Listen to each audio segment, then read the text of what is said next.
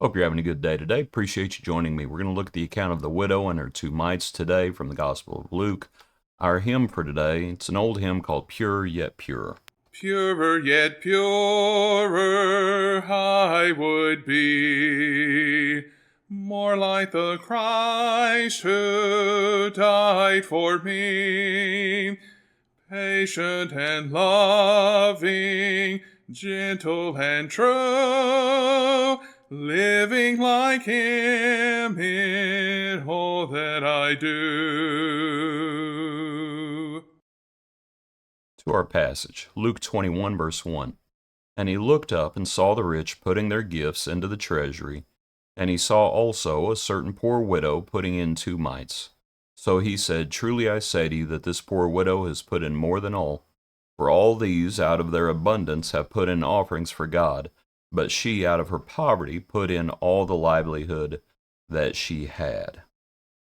What points might we make about the account? Well, one is, obviously, we can talk about the widow's faith, in that she put in all that she had. And we see what faith is. It is trusting in the Lord. You believe and you are putting your trust in the Lord. That's what faith is. And so here we see the sort of faith we need to have. You know, sometimes we'll use phrases in the collection and giving a portion back. We don't love the Lord with just a portion. We don't follow the Lord with just a portion of ourselves. And the Lord is not saying that we need to, the Lord's not saying that everyone has to give everything that they have monetarily wise. This is one of the issues you might think about, because it sounds kind of funny to say it that way. This is one of the issues with Corban. Remember what Corban was? That the Jews were teaching, oh, well, if you dedicate this money to the temple, you don't have to take care of your parents. Well, that's not right. So there are other obligations, responsibilities. We might think about this widow. She didn't have parents, didn't have spouse, may not have had children. She's a true widow, may not have had any family. But anyway, just think about the faith that she has. But along with her faith, I think you also have to talk about works. She didn't just say, dedicate this in her heart. She didn't just say, oh, well, I have faith in my heart. She had faith in and works. She put in more than all. And so we also need to recognize works. Abraham worked. Rahab worked. Jesus worked. It's not the person who says, Lord, Lord, that'll enter the kingdom. It's those who do the will of the Father. We have to work and have faith. And so this widow, she worked.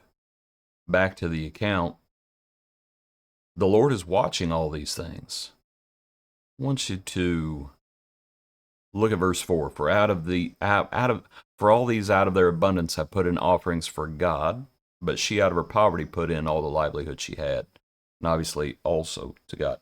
And I want to just make this point. Sometimes when we think about the collection, oh, well, we're giving it to the church. We're giving it to the Lord. Well, I understand the work of the church, but we are, just as these folks were, they were giving it to God. Okay, the widow was not